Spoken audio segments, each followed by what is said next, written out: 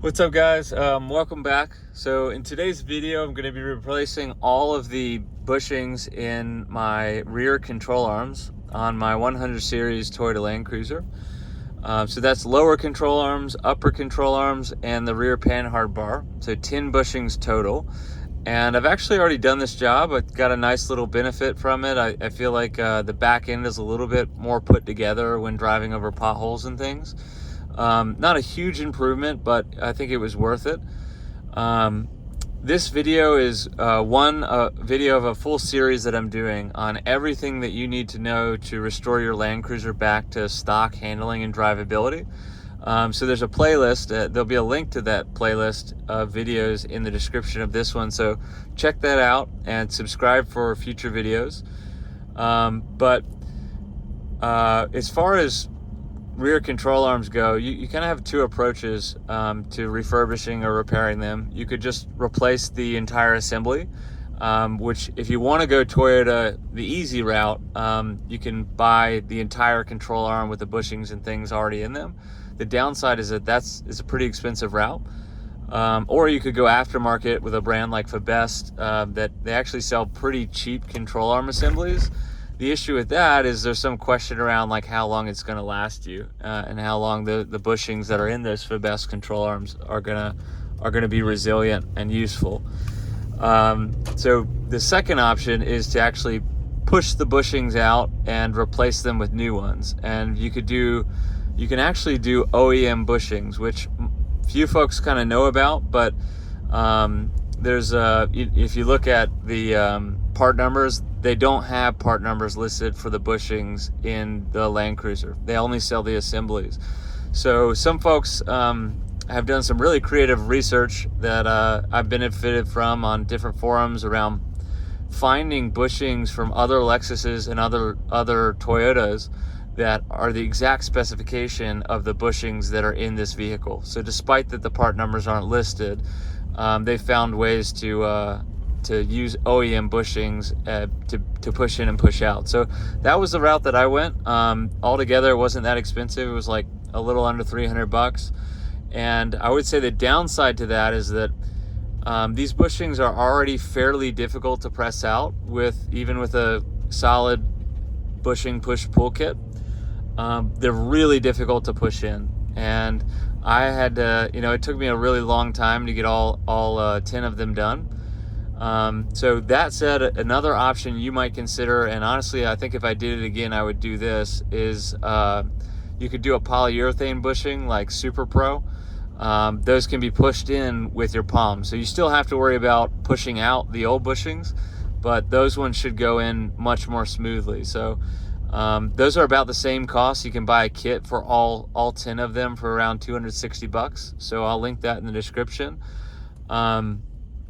So consider that. And another thing to consider here that I always like to mention is that whenever you're kind of taking these parts apart, always make sure you consult the factory service manual and take all safety precautions. If you're unsure, consult a professional.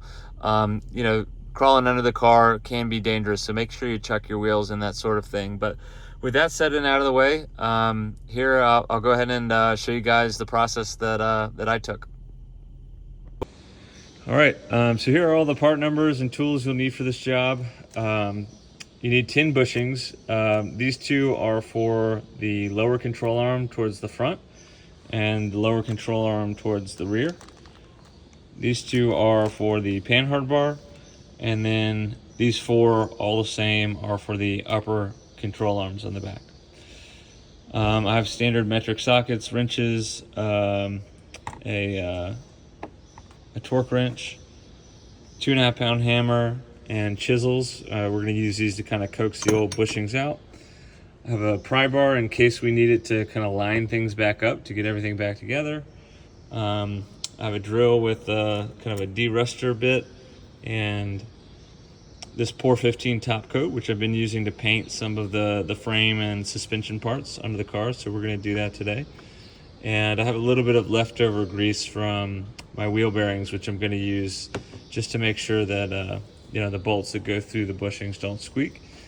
And the last thing you'll definitely need is a bushing push-pull kit. which you can get on Amazon. All right, so here's the one of the lower control arms, and then you can see here one of the upper control arms. So you can see it attaches to the rear axle there, and then the Panhard bar is on the back of the axle, kind of going diagonal across. And the hope is that we'll be able to take one of these out at a time, replace the bushings, put it back in without moving the truck around too much. You don't even have to lift the axle or take any wheels off or anything like that. The one kind of risk or potential downside is that you take one of these off and then the car shifts a little bit and you're not able to get it lined up to get it back in. If that's the case, you could use a pry bar or like a come along strap to pull the axle forward, or whatever kind of creative combination of things you need to do to get that line back up. But that's a real pain in the butt. So we're gonna try to do one at a time and really be careful not to shift the car around too much. And hopefully we'll be able to kind of easily get things back together doing it that way. So I'm going to start with the lower control arm, which is just a 24 millimeter nut here on it's actually on a 19 millimeter bolt, and there's two of those. So mine wasn't too hard to get off with a little bit of penetrating oil, and I also have a breaker bar, which helps. All right, lower control arm is out. It really wasn't difficult.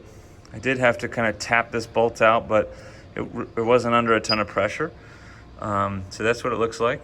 It's got the two bushings in it. And note, I marked the direction. I don't know if you could see it there, but I marked a little arrow in there so I know that this is the top and that this is the front of the control arm, so I can put it back in the same way. Next step, we're going to try to push these bushings out. So I'm going to try to just line up the cups and get it pushed out. If that doesn't work right up front, then I'll go around and separate the lip of this bushing from the lower control arm with a chisel and a hammer, just to give the cup a little bit more of something to seat to while it pushes it out. But also notice the difference in these bushings. So this is the one on the front. It's kind of a full bushing, and then the one towards the rear is has some gaps or some shapes to it. And note the orientation of that bushing. So when we put that one in the back end, we're going to want to make sure that the orientation is the same way. And then one other tip is when you're taking this bolt off either side, note that these bolts have little tabs on the inside of their head. So you don't want to try to spin the bolt itself. You want to take the nut off the bolt and then take the bolt out. So let me get a setup here with the push-pull kit, and I'll show you what that looks like before I try to push them out. All right, so here's the new bushing we're gonna push in, but first we have to push the old one out. So I have one cup that's just narrower than the width of this bushing, and I have one cup that's wider than it and also kind of resting on the casing of the control arm. And the idea is to kind of slowly turn these together and push the old bushing out to the receiver cup on the right side there. So we're gonna give that a shot.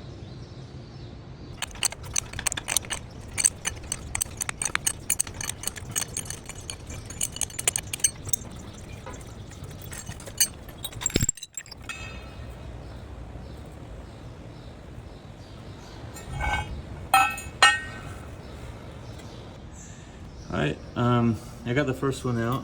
It was definitely harder than I was hoping. I was able to, the first time I set these cups up, I couldn't get it to press no matter how much I turned it. So I went back, kind of beat these edges in with a chisel a little bit, more penetrating oil. I did that on both sides.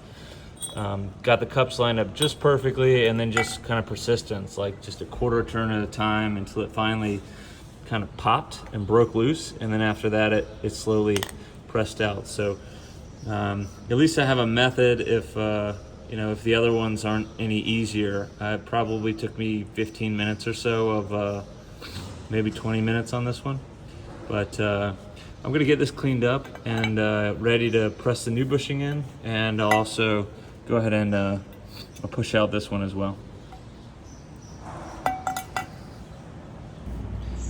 All right, so once you get both of them out, it's just a matter of pressing the new ones in.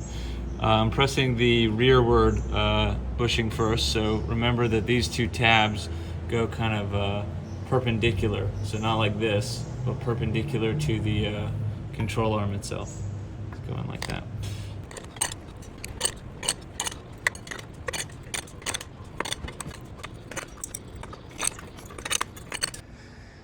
All right, so here's the lower control arm with both of the bushings pressed in and everything painted.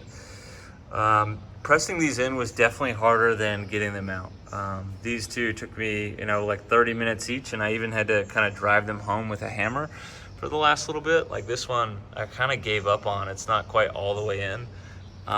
So beware that does take some effort, and actually might be a reason to consider the polyurethanes like the Super Pros that don't need to be pushed in.